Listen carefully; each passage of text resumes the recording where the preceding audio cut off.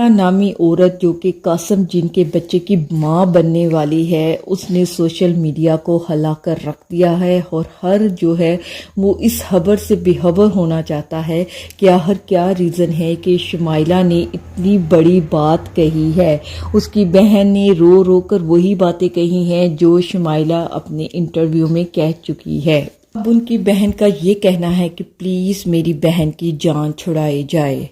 ठीक है, अब एंकर जो है वो कहते हैं कि शुमाइला ने कहाँ शादी की, उसका प्रूफ हमें दिया जाए अदालत में। वो खुद दावा करती है ना कि मैंने बाकायदा तौर पर इससे निकाह किया है, और उसके बाद किस डॉक्टर से उन्होंने अल्ट्रासाउंड करवाई है, उस डॉक्टर से वो मुलाकात करेंगे कि आया ये प्रेग्नेंट भी है कि नहीं है।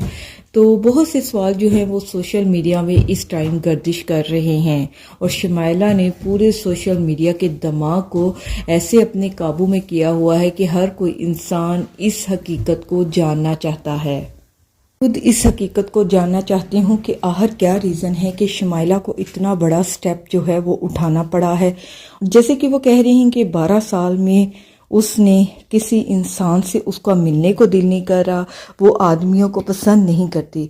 यहाँ पे बाज़ लोग ऐसा भी कह सकते हैं कि शायद वो किसी लड़के को पसंद करती हो, उसका कोई बॉयफ्रेंड हो, क्योंकि हमारे जहन में ये कॉन्सेप्ट सबसे पहले आता है कि अगर कोई औरत ऐसा स्टेप करती है तो इसका मतलब है कि उसका किसी के साथ चक्कर है।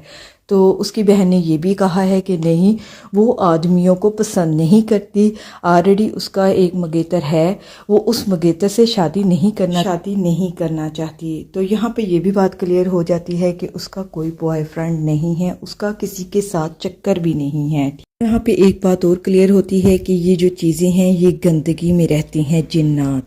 ठीक है, तो शुमाइला जो है वो भी गंदा रहना पसंद करती है। कहते हैं कि वो साफ़ नहीं है, घर बहुत ज़्यादा उजड़ा हुआ है। अगर उसकी किसी जिन कासम के साथ शादी हुई है तो उसे चाहिए कि उस घर को रिपेयर किया जाए, उस घर को अच्छे तरीके से बनाया जाए।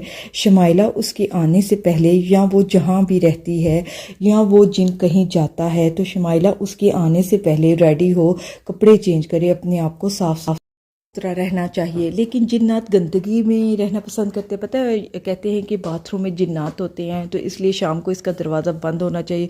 जब भी आप इसे यूज़ करें तो इसका दरवाजे को बंद कर दिया जाए।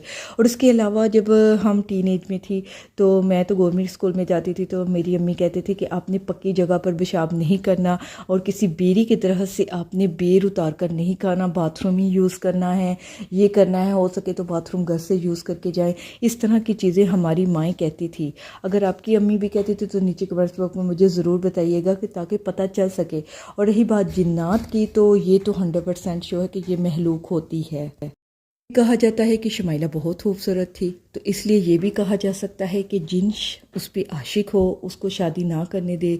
जैसे जिस हालत में शुमाइला इस टाइम रह रही हो, वो जिन के कहने पर ही रह रही हो, उसके अंदर एक जिन हो वाकई उसको ऐसी ही ज़िंदगी गुजारने पर मजबूर कर रहा हो, उसके बहन भाई से उसने दूर कर दिया हो, उससे उनको घर से बाहर निकाल दिया। वो घर की हालत भी कुछ इस तरह ही है कि अभी तक वो रिपेयर नहीं हुआ। अगर जिन है तो वो फिर घर क्यों नहीं रिपेयर करवा रहा?